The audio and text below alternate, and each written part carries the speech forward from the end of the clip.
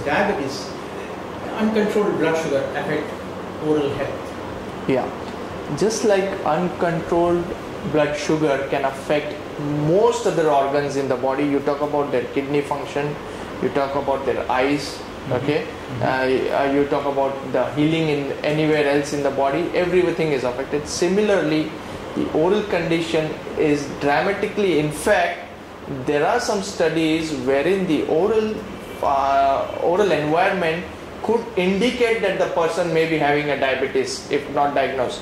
Most of the time the common issues which we see are loosening of teeth, bad breath, that is called as halitosis, and gingivitis or gum issues. These are the most three common problems in the mouth which is related to diabetes, especially more aggressive if it is uncontrolled diabetes.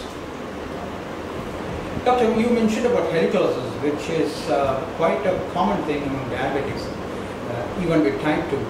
The point is that there are so many causes for it, isn't it? It's not just one cause that causes bad breath. Right. See, when we talk about symptoms, now halitosis is a symptom. Okay, just like fever, it could be due to malaria, it could be due to dengue, it could be because of a fracture in your hand. So halitosis is a symptom. It's not a diagnostic test for diabetes. But if you pick up any person with uncontrolled diabetes, most of them will have halitosis.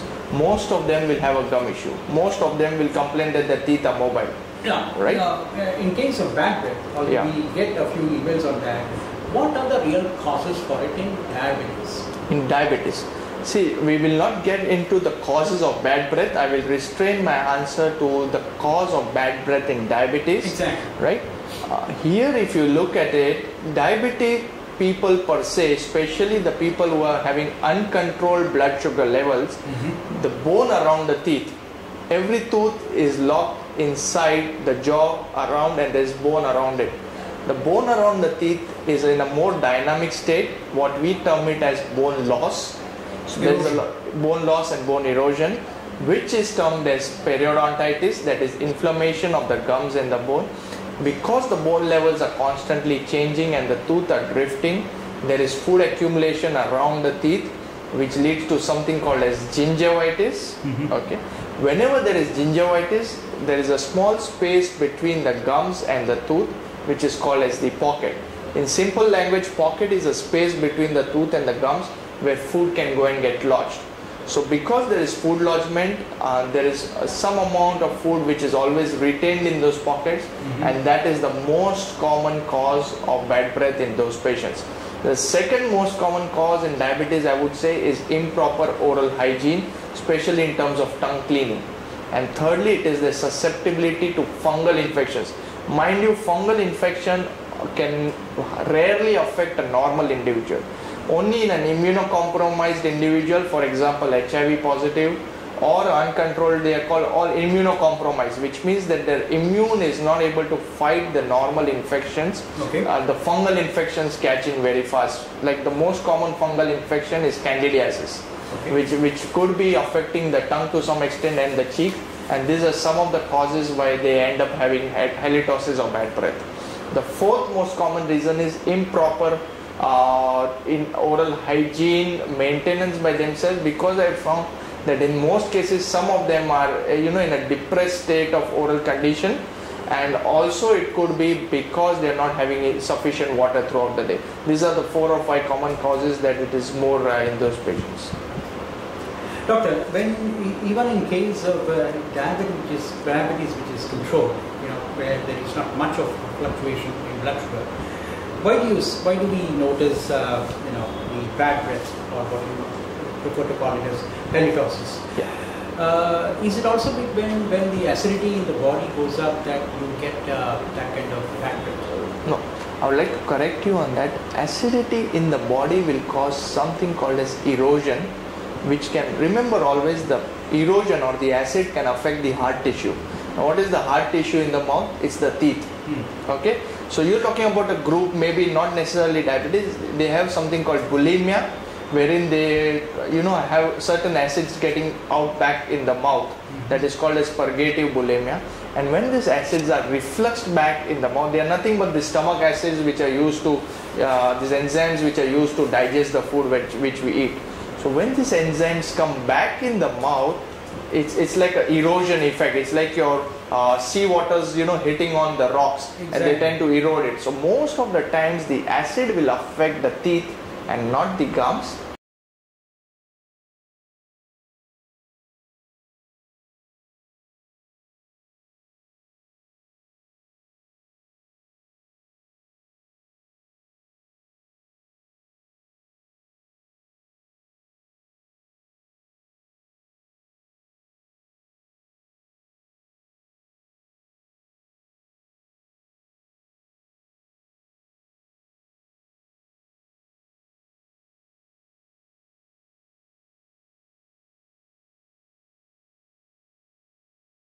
And erosion will be what has affected the tooth, the hard tissue. Okay. Right? Doctor, we'll come to the oral health care in a bit, but before that, let's get into all the issues that are causing problems in diabetes. The other issue is that it's also known that obesity can cause gum inflammation. How does that happen, and what actually is the way out in that situation? All right. See, just like as I told you before, diabetes is one thing. Let me tell you, so far it is a limitation of science that we cannot cure diabetes. We can only keep it under control, right? So just like, so when we come to treatment of diabetes, we are actually not treating it, we are just controlling the blood sugar levels. Right. Am I right? Yeah, so when we are controlling the blood sugar levels, we are maintaining a physiological form of the body which helps the person just function like a normal individual, right? But for some reason, if there is a fluctuation of diabetes, just like it is going to affect the entire body, it is going to affect the gums and the periodontal structures, that is the area around the teeth, and rest will follow suit just like any other individual would have suffered. Secondly, we always need to remember that the healing in case of uncontrolled blood sugar levels is always compromised as compared to a normal individual, and to some level the immunity response, the response to an infection once it sets in, is always compromised for a diabetic patient. So these three factors aggravate the situation a bit more for a diabetic patient. Okay, doctor. Switching over to another topic, we get mails on loss of healthy teeth in diabetics. What is the cause for it? Right. The same question, and I would say again, what happens is the teeth are healthy, but what causes you to lose them is the bone and gums weakening it. Because as I told you, the tooth is held by the gums and the bones. The gums and the bones give away. Tooth is decay free, so we think it is healthy, but what it has lost is the periodontal tissues. It starts moving in the mouth. That condition is called as periodontitis, and ultimately you end up losing it. Now, how to prevent it? It's very easy. You control your blood sugar levels, you will not see these things happening. I see. It's as right? simple as that. Right. So it's as simple as that, because there is a clear-cut cross-link between the diabetes, just like you must have heard of terms like diabetic retinopathy, right? It's affecting the eyes.